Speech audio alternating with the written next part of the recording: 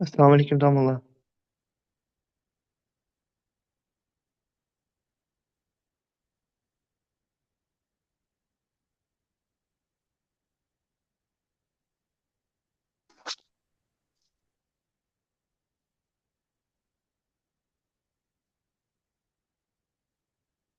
Assalomu alaykum ustoz.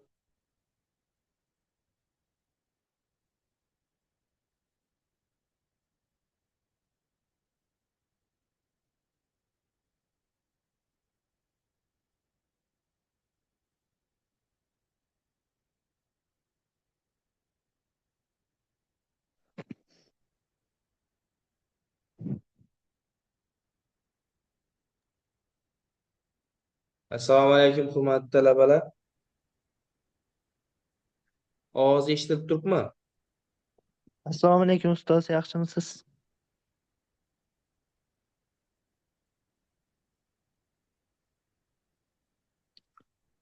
Assalomu alaykum ustoz.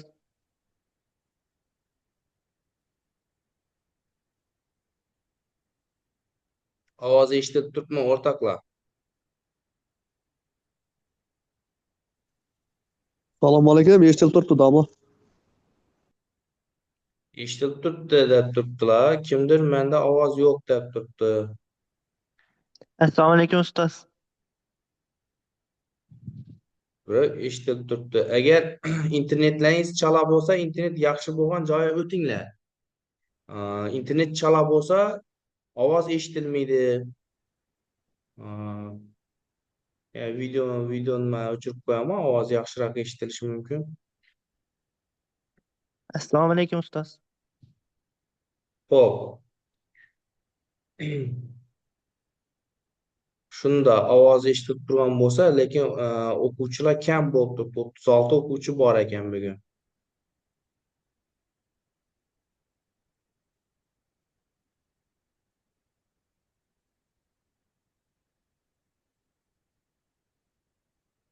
O'ttiz olti o'quvchi bor. Bo'lmasa, demak, darsni boshlayveramiz. Ovoz yaxshi eshitilib turgan bo'lsa, zapis amatib turibmiz darsni.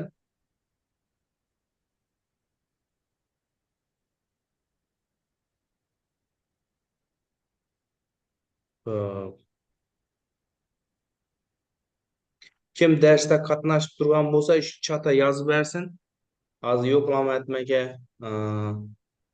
Vaqtimiz Assalomu yetmaydi alaykum. bugungi Assalomu darsimizda. alaykum ustoz. Keyingi darsda qilamiz yo'qlamani, xudo xolasa. Assalomu alaykum ustoz. Meni ovozim bor turibmi? O'tgan darsda amaliy mashg'ulot o'tdik. O'tgan darsda amaliy mashg'ulot o'tdik. Mana shu amaliy mashg'ulotimiz endi keyingi darsda bo'ladi. Bu darsda ma'ruza bo'ladi. Ma'ruza, ya'ni leksiya bo'ladi. Bir darsda amaliy mashg'ulot bo'lsa, bir darsimiz leksiyadan iborat bo'ladi. Amaliy mashg'ulotni uyga vazifasini aytdim. Uyga vazifalarini bajarib borishlaringiz kerak. Ko'pchilik tushunmabdi uyga vazifa bo'lganligini. Birinchi paragraf bilan ikkinchi paragrafni masalalarini ishlash kerak. Ya'ni paragraf degani bu birinchi, ikkinchi masala degani emas. Paragraf degani bu mavzu bu. Bir katta bir mavzu. Masalan, birinchi paragrafda qo'yibdidan izindən kinematika deb yozib qo'yibdi. Demak, kinematika mavzusi katta bir mavzu. Uning ichida 50 tami 100 tacha masala bor. Kinematika mavzusuna taalluqli masalalar. Shu masalalarni ishlash kerak. Izindən ikkinchi paragraf bor, dinamika degan paragraf bor. Uning ichida misol uchun 50 dan 100 tacha masala bor. Demak, shu masalalarni ishlash kerak. Ya'ni ikkita katta bo'lim. Endi men sizlarga alohida qilib o'ta olmayman, chunki sizlarda umumiy fizika, biz o'zi spes guruhlarga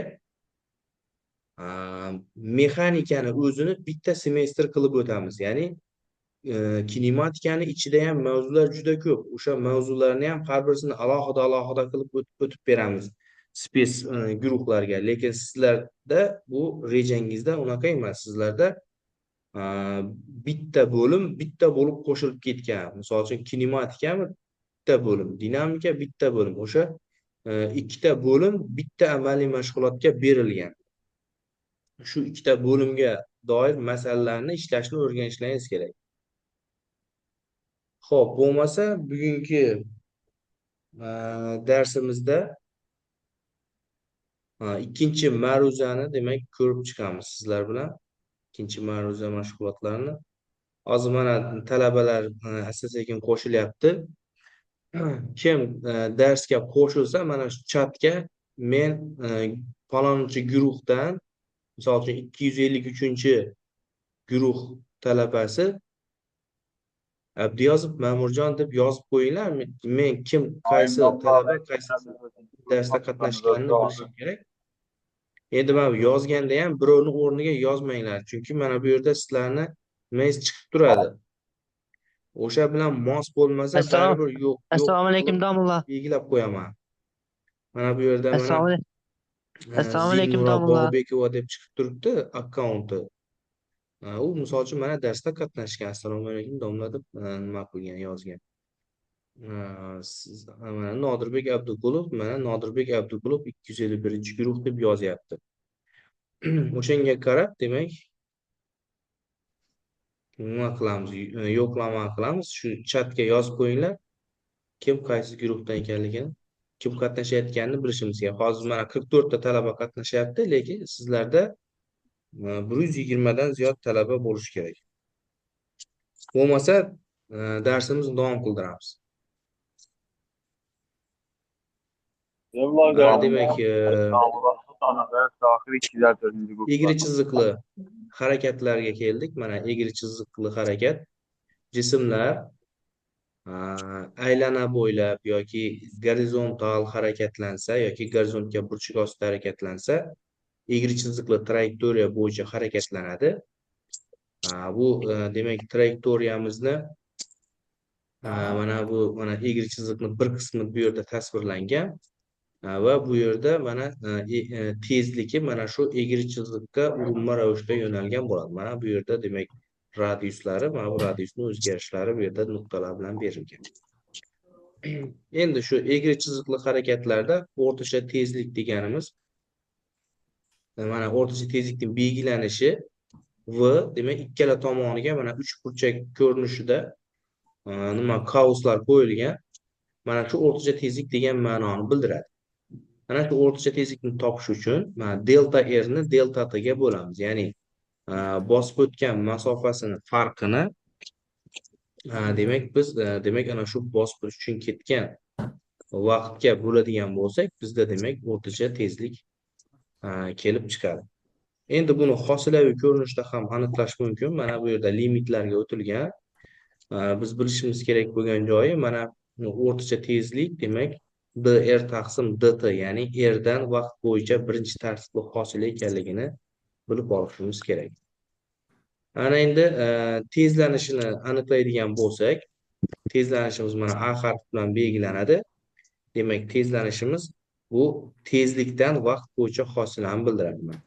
Yoki mana radiusdan vaqt bo'yicha 2 marta hosila degan ma'noni bildiradi. Mana d kvadrat r taqsim dt kvadrat degani radiusdan vaqt bo'yicha 2 marta hosila oladigan bo'lsak ham bizda demak tezlanishni ifodasi kelib chiqar ekan. Ana endi aylana bo'ylab harakatni qaraydigan bo'lsak, mana aylana bo'ylab harakat mana chizmadan ko'rishingiz mumkin. Mana shunday harakat demak aylana bo'ylab harakat bo'ladi. Aylana bo'ylab harakatni mana bir qismini burchakli qilib mana belgilab olganmiz. Mana shu qismida u mana delta s masofani bosib o'tadi va shu delta s masofani bosib o'tish uchun mana delta phi burchakka buriladi. Mana aylananing radiusi r ga teng. Burchak tezligi mana omega bilan belgilanadi, u tepaga qarab yo'nalgan bo'ladi. Burchak tezligini demak yo'nalishini topish o'ng parma qoidasidan topiladi. Mana pastda parma berilgan. Parma dastasini o'ng tomonga aylantirsak, u tepaga qarab harakatlanadi. Ya'ni parmaning uchi tepaga qarab harakatlanadi. Bu parma degani mana shu xuddi bolt gaykalarni qarasangizlar, mana o'ng tomonga aylantirsangizlar, u oldinga qarab yuradi yoki o'ng tomonga burasangizlar, u iladi, ya'ni nima qiladi? Yopadi nimani? Ana xuddi shunga o'xshagan narsa parma degani ham xuddi shu narsa. Mana o'ng tomonga aylantirsak, bu mana bu yerda tiqin turgan bo'lsa, o'sha tiqinning ichiga yuqoriga qarab kiradi. Demak, mana shu aylanish, mana sharchaning aylanish yo'nalishi o'ng tomonga bo'lsa, demak burchak tezligi demak yuqoriga bo'lar ekan. Endi mana shu yerda burilish burchagi delta fini topish, delta s ni radiusga bo'lamiz. Ya'ni bosib o'tgan masofasini radiusga bo'ladigan bo'lsa, shu yerda necha gradusga burilgani kelib chiqadi. Endi bu hisob radianda bo'ladi. Bilasizlar, radian ham burchaklar o'lchov birligi. Demak, uni gradusga o'tish uchun 180 taqsim pi ga ko'paytirishimiz kerak edi. Endi burchak tezlik degan tushuncha bor. Burchak tezlik degani mana omega bilan belgilaymiz. Boyagi parma orqali topiladigan kattalik bu burchakdan vaqt bo'yicha olingan birinchi tartibli hosilaga teng bo'ladi. Ya'ni dφ taqsim dt deyiladi. Bu degani fi shtrix. Ya'ni mana burchakni tenglamasidan vaqt bo'yicha birinchi tartibli hosila bu burchak tezlikni beradi. Demak, uni birligi gradus taqsim sekund yoki radian taqsim sekund yoki pi taqsim sekund deb belgilash mumkin. Endi burchak tezlanish degan yana bir kattaligimiz bor. Aylana bo'ylab harakatda burchak tezlanishini beta harfi bilan belgilaymiz. Bu beta deganimiz vaqt birligi ichida burchak tezlikni o'zgarishiga teng bo'ladi. Ya'ni d omega taqsim dt bo'ladi. Bu degani mana omegadan vaqt bo'yicha birinchi tartibli hosila degan. Yoki bo'lmasa d kvadrat fi taqsim dt kvadrat deyish mumkin. Bu degani esa burchakdan vaqt bo'yicha ikkinchi tartibli hosila degan. Ya'ni burchakdan 2 marta hosila olsak, burchak tezlanishni berar ekan. Burchak tezlikdan 1 marta hosil olsak ham burchak tezlanishni berar ekan. Bu yerda esa mana bu yerda burchakdan 1 marta hosila burchak tezlikni bergan edi. Endi burchak tezlanishini birligi beta bu radian taqsim sekund kvadratga teng bo'ladi. Xo'p, bu yerda mana yo'nalishlar qaytadan berilgan. Endi chiziqli tezlik degan tushunchamiz bor. Chiziqli tezlik bu aylana bo'ylab harakatning tezligi hisoblanadi. Buni ham mana bu yerda limitlar yordamida keltirib chiqarilgan. Mana ds dan dt ga bo'lsak, o'zi tezlik degani yo'lni vaqtga nisbat edi. Mana ds bu bosib o'tgan yo'li, dt esa bosib o'tgan u yo'liga ketgan vaqt oralig'i. Mana shundan demak birinchi tartibli hosila mana limitga o'tadigan bo'lsak, u demak omega r ni beradi. Ya'ni chiziqli tezlik degani omega ko'paytirilgan r deb topamiz. Omega bu yerda burchak tezlik, r esa aylanish radiusi. Endi bu yerda vektor ko'paytma ko'rinishidagi ifodasi berilgan. Ikkala vektorni vektor ko'paytirsak, bu mana shunday ko'rinishda yoziladi. Mana v vektor, omega vektor ko'paygan r vektor. Bu vektor ko'paytma hisoblanadi. Ya'ni ikkita vektorni vektor ko'paytirsak, uchinchi vektor hosil bo'lgan bu yerda. Endi buni skalyar ko'rinishga o'tsak, mana skalyar ko'rinishi degani uning moduli, ya'ni tezlikning modulini hisoblasak, omega r ko'paytirilgan sinus alfa deb hisoblaymiz. Bu yerda alfa deganimiz omega bilan radius vektorlar orasidagi burchak hisoblanadi. Hozir bizda demak mana bu aylana bo'ylab tekis harakatimizda bu burchaklar 90 gradusga teng bo'ladi. Shuning uchun sinus 90 dan 0 bo'lib ketadi-da, mana bu yerda omega r ni o'zi qoladi. Shuning uchun aylana bo'ylab tekis harakatda v omega r ga teng bo'ladi. Assalomu alaykum domlalar, 1 minut. Xo'p, endi nima deyish mumkin? Mana aylanish davrini hisoblash kerak bo'lsa, aylanish davri degani mana katta T harfi bilan belgilanadi. Aylanish davri degani aylanani bir marta to'liq aylanish uchun ketgan vaqtga aylanish davri deyiladi. Aylananing boshidan to bir marta aylanib yana shu joyga qaytib kelish uchun ketgan vaqtga aylanish davri deyiladi. Bu katta T bilan belgilanadi. Uni topish uchun 2 pi ni omegaga bo'lamiz mana. Omega burchak tezlik edi. Pi ni bilasizlar, pi ni o'rniga mana son qiymatini qo'yib ketaveramiz. Ya'ni 3/114. Bu narsani demak yozgandik boya.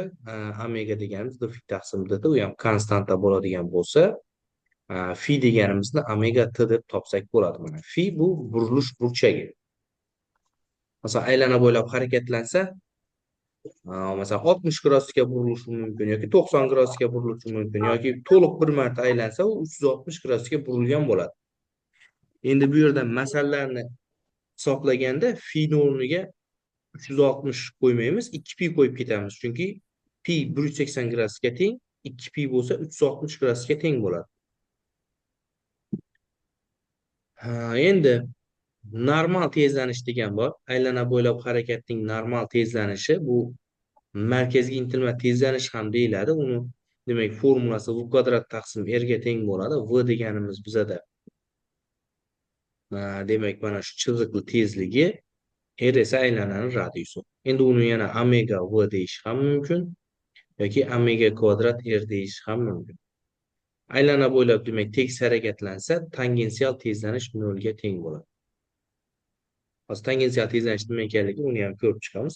Tangensial tezlanish degani bu mana aylanaga o'tkazilgan urinma bo'ylab yo'nalgan tezlanish bo'ladi. Bu demak mana chiziqli tezlik bilan bir xil yo'nalishda yo'nalgan bo'ladi. Normal tezlanish esa aylananing markaziga tomon yo'nalgan bo'ladi va shu normal tezlanish va tangensial tezlanishni ikkalasidan to'rt burchak yasab olsak, mana shunday qilib bu to'rt burchakning diagonali bu to'la tezlanishni beradi. Demak, vektor yig'indi mana ko'rinib turibdi. Ikkita normal va tangensial tezlanishlarning yig'indisi a ni beryapti, ya'ni to'la tezlanishni beryapti. Demak, bu a deganimiz a tangensial plus a normal bo'ladi. Vektor ko'rinishda qo'shsak, shunday oddiy ko'rib qo'yaramiz. Endi uni skalyar ko'rinishga o'tkazadigan bo'lsak, ya'ni modulni topadigan bo'lsak, a ni moduli ildiz ostida a normalni kvadrati plus a tangensialni kvadrati deb topiladi. Endi bu yerda umumiy formulalar tekis tezlanuvchan aylanma harakatlarda, misol uchun mana burchak tezlikni, tezlanishni, normal tezlanish boya demak yuqorida o'tgan formulalarimiz bu yerda takrorlab ko'rsatilgan. Xo'p. Endi Newton qonunlariga o'tadigan bo'lsak, Newton qonunlari, demak Newtonning birinchi qonuni bor. Bu inersiya qonuni deyiladi. Newton klassik mexanikani asosiy demak nazariyasini ishlab chiqqan olim hisoblanadi. U klassik mexanika deganda tezligi yorug'lik tezligidan juda kichik bo'lgan tezliklarda harakatlanuvchi jismlarning mexanikasi bu Newton mexanikasi hisoblanadi. Endi biz hozir Newtonning asosiy qonunlari bilan tanishib chiqamiz. Shulardan birisi demak Newtonning birinchi qonuni hisoblanadi. Demak Newtonning birinchi qonuni jismlar tinch tursa yoki to'g'ri chiziqli tekis harakatlansa deydi. Jismlar tinch tursa yoki to'g'ri chiziqli tekis harakatlansa, ularga ta'sir qiluvchi umumiy kuch 0 ga teng bo'ladi deydi. Yoki bo'lmasa, agar jism tekis harakatlanib borayotgan bo'lsa, demak uni oldinga tortuvchi kuch bilan orqaga tortuvchi kuch o'zaro teng. Shuning uchun u tekis harakatlanib ketyapti. Yoki tepaga tortuvchi kuchlar yig'indisi pastga tortuvchi kuchlar yig'indisiga teng. Shuning uchun u jism bir joyda qo'zg'almasdan tinch turibdi. Misol uchun mana oddiy stakanni olib stolning ustida qo'yadigan bo'lsak, u stolning ustida tinch turadi. Nimaga tinch turadi? Chunki uni pastga tortuvchi kuch uni yuqoriga itaruvchi kuchga teng bo'lyapti. Ya'ni o'zini og'irligi bilan pastga bosiladi, lekin uni stol tepaga qarab itaradi. Shuning natijasida ikkalasi bir-biriga teng bo'lgani uchun u stolning ustida muvozanatda turadi. Agar uni og'irligi katta bo'ladigan bo'lsa, u stolni sindirib pastga tushib ketar edi. Yoki bo'lmasa stolni itaruvchi kuch yuqori bo'lsa, u qo'ygan jismimiz stolning ustida turmasdan tepaga qarab harakatlanib ketar edi. Demak, bu muvozanat qonuni, ya'ni inersiya qonuni deyiladi. Bu Newtonning demak birinchi qonuni ekan. Ya'ni jismga hech qanday kuch ta'sir qilmasa, yoki umumiy kuch 0 ga teng bo'lsa, jism o'zining tinch holatini yoki to'g'ri chiziqli tekis harakatini saqlaydi degan qonun. Kitobiy til bilan aytadigan bo'lsak, endi men sizlarga uni soddaroq ko'rinishda izohlab berdim. Xo'p. Endi bu yerda demak shu narsalar nima qilingan?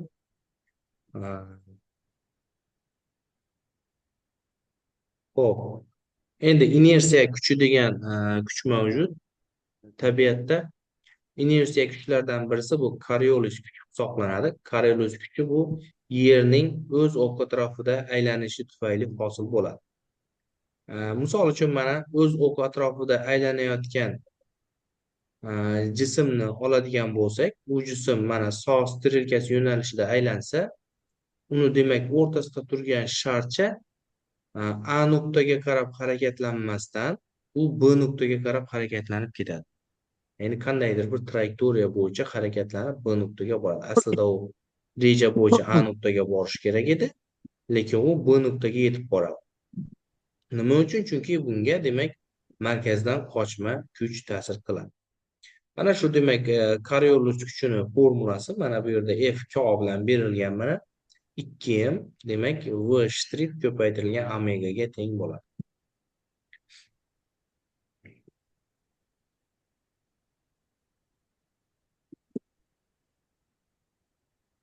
Demak, Foucault mayatniki bu yerda tasvirlangan. Hozir nimasi ishlamayapti buni animatsiyasi.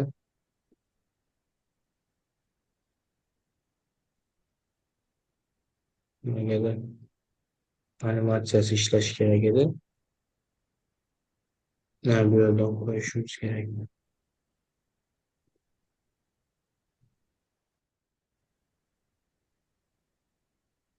Yo'q, bu yerda nimagadir ishlamadi. Xo'p, endi bu yerda shu narsalar markazga intilma, markazdan qochma kuchlar tushuntirilgan. Endi xo'p, endi keyingi qonunga o'tsak, mana Nyutonning ikkinchi qonuni mavjud. Demak, Nyutonning ikkinchi qonunida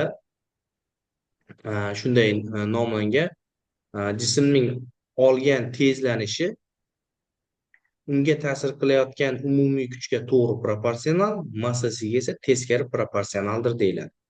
Mana bu formulasini qaraydigan bo'lsak, formulasida A barobar F taqsim M deb berilgan. Bu yerda A deganimiz tezlanish, F deganimiz kuch, M esa massa hisoblanadi. Buni ta'riflaganda mana qanday ta'riflaymiz? Mana jismning olgan tezlanishi A unga ta'sir qilayotgan umumiy kuchga to'g'ri proporsional, ya'ni suratda turgani uchun to'g'ri proporsional bo'lyapti. Massasiga esa teskari proporsional, ya'ni mahrajda turgani uchun u teskari proporsional bo'lyapti. To'g'ri proporsional, teskari proporsional degan narsalarni bilasizlar menimcha. Demak, to'g'ri proporsional bo'lsa ortsa ortadi, kamaysa kamayadi. Teskari proporsional bo'lsa ortsa kamayadi, kamaysa ortadi. Demak, mana shu narsaga to'g'ri proporsional, teskari proporsional deyiladi matematikada.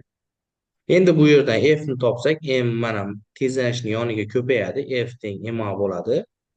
Ya'ni F teng ma, mana bu yerda pastda buni yozyapmiz, mana F teng ma.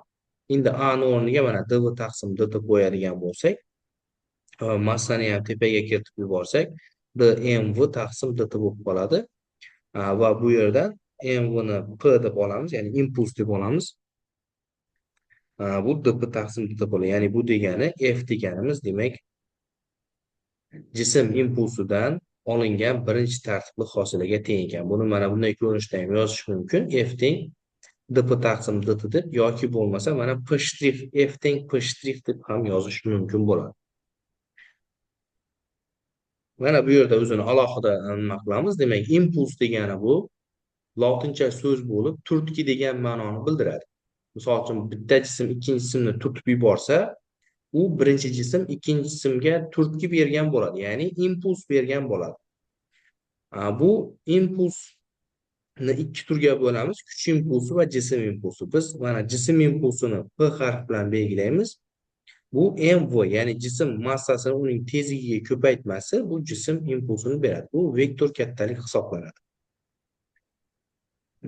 Endi Bu yerda shu ikkinchi qonunni nimasi keltirilgan.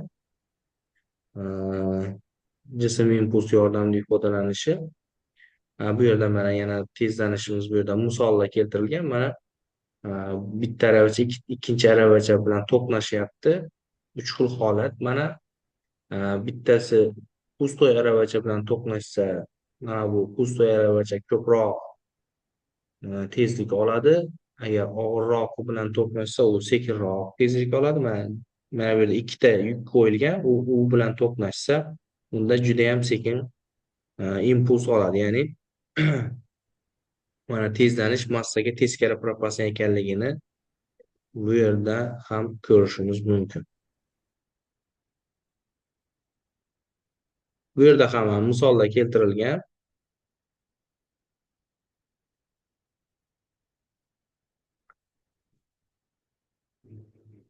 Xo'p, endi kuchlarni qo'shish degan narsa bor. Mana kuchlarni qo'shish. Kuchlarni qo'shish degani, agar ikkita kuch bir tomonga yo'nalsa, mana F1 va F2 kuchlar mana jismga bir vaqtning o'zida ikkita kuch ta'sir qilyapti. Mana rasmdan ham ko'rishimiz mumkin. Mana bitta mana moviy jism uni pastga tortayotgan bo'lsa, yashil jism ham pastga tortyapti. Ya'ni jismni ikkita yuk pastga tortyapti. Bu degani ikkita kuch uni pastga tortyapti degani. Ikkita kuch pastga tortadigan bo'lsa, ya'ni ikkita kuch bir tomonga harakatlantirsa jismni, u holda ikkalasi qo'shiladi. Mana F umumiy kuch F1 plus F2 bo'ladi. Agar ular qarama-qarshi bo'ladigan bo'lsa, mana rasmdan ham ko'rishimiz mumkin, bittasi o'ng tomonga, bittasi chap tomonga tortadigan bo'lsa, u holda umumiy kuchni topganda ikkalasini ayiramiz. F1 dan F2 ni ayiramiz. Ya'ni kattasidan kichigini ayiramiz. Agar ular burchak ostida bo'lsa, mana magnitni, metal sharchani ikkita magnit burchak ostida tortyapti. Mana bittasi F1 bilan mana bu ko'k bilan, ikkinchisi F2 yashil kuch bilan tortyapti. Endi biz bularni mana parallelogram yasasak, mana shunday qilib parallelogram yasab olsak, mana shu parallelogramni demak mana bu eng katta diagonali bu qizil, mana o'sha umumiy kuchni beradi. Endi buni kosinus teoremasdan topamiz. Mana ikkita vektor orasidagi burchak phi, bittasi F1, ikkinchisi F2 vektor. Uchinchi demak vektorni topish esa kosinusdan topiladi. Mana buni qanday qilib topamiz? F umumiyni kvadrati barobar F1 kvadrat plus F2 kvadrat plus F1 F2 kosinus phi deb topamiz. Demak, bu yerda phi deganimiz ikkita vektor orasidagi burchak, ya'ni F1 va F2 vektorlar orasidagi burchak phi hisoblanadi. Xo'p, endi markaziy kuchlar degan tushuncha bor. Demak, markaziy kuchlarga butun olam tortish kuchlari kiradi. Ya'ni bu Nyutonning 4-qonuni ham deb aytiladi. Demak, mana ikkita jism, mana Yer shari va Quyosh o'zaro qandaydir bir F kuch bilan tortishadi. Bular tortishganida markazlari orqali tortishadi. Mana markazidagi nuqtalar orqali o'zaro tortishadi. Yer Quyoshni F kuch bilan tortsa, Quyosh ham Yerni F kuch bilan tortadi. Va bular koinotda muvozanatda turadi yoki muvozanatda harakatlanadi. Endi buni butun olam tortishish qonuni deyiladi. Bu qonun F barobar gamma m1 m2 taqsim r kvadrat formuladan topiladi. Bu yerda demak m1 va m2 lar mana katta M Quyoshning massasi bo'lsa, kichik M Yerning massasi bo'lyapti. Yer esa ularning mana markazlari orasidagi masofa bo'ladi. Shuning uchun ham bu kuchlarni demak markaziy kuchlar deb aytamiz. Yoki konservativ kuchlar ham deyiladi. Markaziy kuchlar degani konservativ, ya'ni nima deydi uni? Konservativ, markazga ega bo'lgan kuchlar.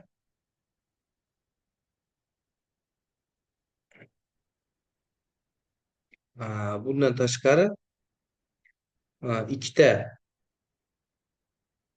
zaryadlangan zarrachalarning o'zaro itarishi, tortish kuchlarini ham markaziy kuchlarga kiritishimiz mumkin. Buni hali keyinroq o'tamiz zaryadlarda. Endi undan tashqari yana qanday kuchlar bor? Ishqalanish kuchi degan kuch bor. Mana F ishqalanish deganimiz jismlar bir-birining sirtida harakatlanganda o'zaro demak ishqalanish kuchini hosil qilishadi. Nima uchun deganda sirt notekis bo'ladi. Mana bitta jismning sirti ikkinchi jismning sirtiga urilganida, sirti bir-biriga tekkanida ular agar silliq bo'lmasa, sirtlari o'zaro silliq bo'lmasa, g'adir-budirliklardan iborat bo'lsa, u holda u yerda ishqalanish paydo bo'ladi. Buni formulasi K ko'paytirilgan n deb yozamiz. K bu yerda demak ishqalanish koeffitsiyenti deyiladi. N esa reaksiya kuchi deyiladi yoki normal bosim kuchi deb ham yuritiladi. Endi ko'p hollarda reaksiya kuchi deb ataladi. Xo'p, endi keyingi kuchimiz bu og'irlik kuchi deyiladi. Og'irlik kuchi jismlarni yerga tortuvchi kuch hisoblanadi. Buni F barobar mg deb belgilaymiz. Bu yerda m jismning massasi, J esa erkin kuch tezlanishi, u yer uchun 9,81 ga teng. Masalan, Mars bo'ladigan bo'lsa, unda Marsda taxminan 8 ga teng deb olamiz. Oy bo'ladigan bo'lsa, masalan, oy masalalarida J ni taxminan 1,6 ga teng deb olamiz. Lekin yer masalasi bo'ladigan bo'lsa, unda J ni 9,81 deb olamiz.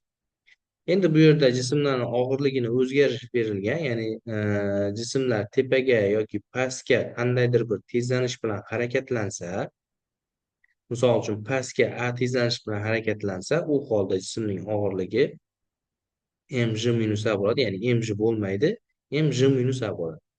Agar u tepaga qarab a tezlanish bilan harakatlansa, u holda mg plus a ga teng bo'ladi. Demak, eslab qolamiz, tepaga harakatlansa qandaydir bir tezlanish bilan mg plus a bo'ladi, pastga harakatlansa qandaydir bir tezlanish bilan mg minus a ga teng bo'lar ekan.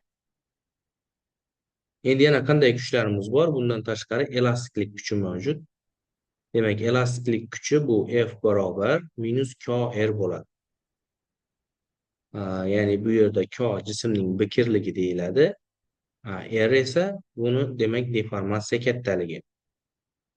Uni Kx deb ham yozish mumkin. Mana F barobar minus Kx deb ham yozish mumkin. Endi bu yerda x deganimiz, r deganimiz bular demak jismni qanchaga deformatsiyalangan. Misol uchun, prujinaga yuk osadigan bo'lsak, prujinaning dastlabki holatdagi uzunligi misol uchun 5 sm bo'lsa, mana shu prujinamizni endi unga yuk osadigan bo'lsak, bu 6 sm bo'ladi. Keyingi holatdagi uzunligi. Nimaga? Yuk osganimiz uchun u cho'ziladi pastga taraf. Ya'ni u 1 sm ga cho'zildi. Dastlab 5 sm edi. Yuk osganimizdan keyin u 6 sm bo'lib qoldi. Ya'ni 1 sm ga cho'zildi. Ana shu 1 sm, ya'ni uning qanchaga cho'zilgani, bu demak uning mana shu yerdagi x ni ifodalaydi. Ya'ni bu deformatsiyasi deyiladi. Elastiklik deformatsiyasi deyiladi. Ya'ni deformatsiya degani demak mana shu prujinaga o'xshagan, ya'ni elastik jismlarni qanchaga cho'zilgani yoki qanchaga siqilgani. Endi boshqa jismlar ham mavjud. Misol uchun oddiy ruchkani oladigan bo'lsangiz, mana plastmassa ruchkani olib buklasak, u ham deformatsiyalanadi, ya'ni egiladi. Ana shuni necha santimetrga egilgani, bu uning deformatsiya kattaligi, ya'ni x ni bildiradi.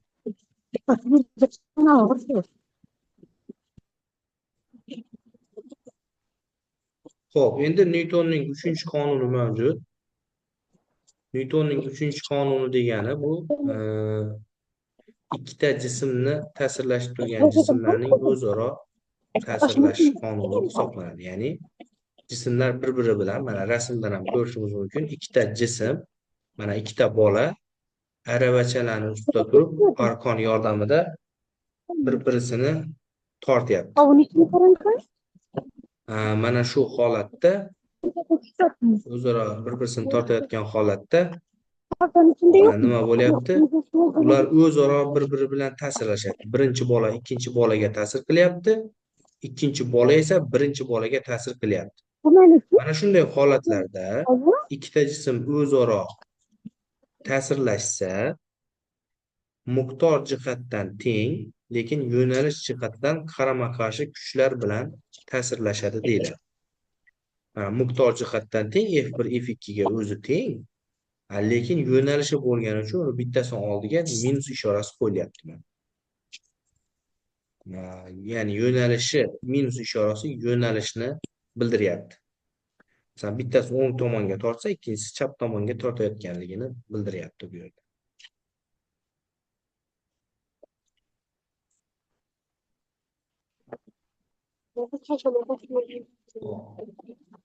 Hozir demak, zoomimiz o'chib qoladi. Shu hozir qaytadan ulanasizlar, keyin mana shu kelgan joydan davom qildiramiz.